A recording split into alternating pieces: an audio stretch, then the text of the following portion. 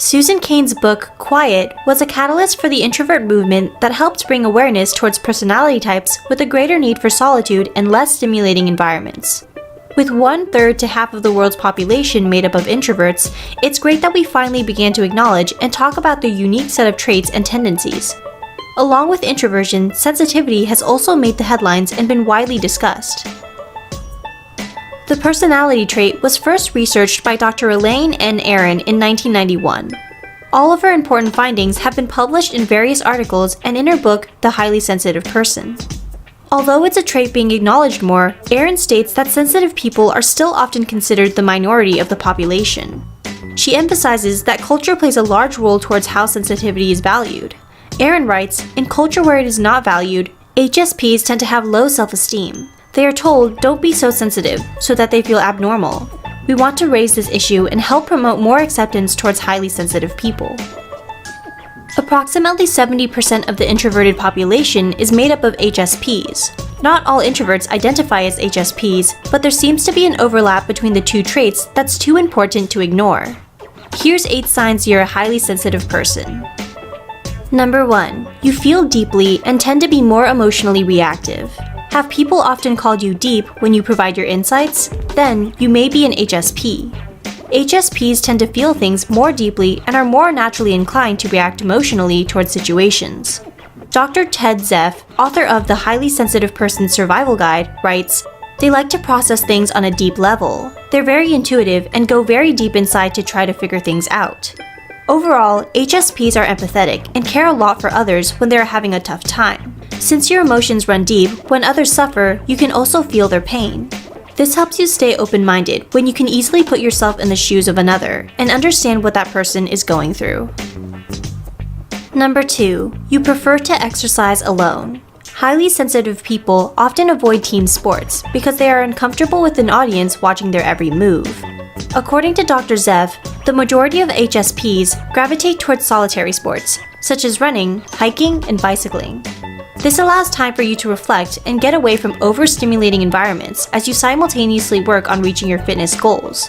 However, in some circumstances, HSPs may enjoy playing in team sports if they are brought up by a parent who provided a supportive environment that made it easier for them to get involved. If you were encouraged by a nurturing family and good friends, then you may find yourself flourishing in team sports too. Nurturing one's sensitivity is the key to helping them grow comfortable with activities they may not be naturally inclined to enjoy, because it allows them to feel safe to take risks.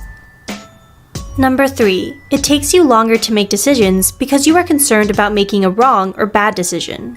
When you're sensitive, it takes you more time to make decisions, even though there may not be a right or wrong one. For instance, it may take you longer than others to choose what you want to eat from a restaurant menu. This is because you have a tendency towards weighing all the options that are provided.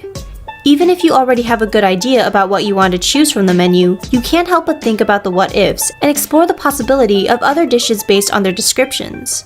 As a result, when it comes to making big, life-changing decisions, such as where you want to move or what career you want to work, you may often feel paralyzed and overwhelmed by the various potential outcomes you imagine from each possibility. Number 4. You pay attention to subtlety and small details in general. You're sensitive to changes in your immediate environment and the people who surround you. You may notice the small details, such as the new color someone paints their nails or the tiny crack on someone's lamp that wasn't initially there. When you identify as a highly sensitive person, it's hard for you to miss subtlety because you're prone to reading between the lines. Generally, as someone who has a lot welling up inside you, you make it a habit to notice things because everything affects you strongly. Number 5. You are highly conscientious and have extremely good manners.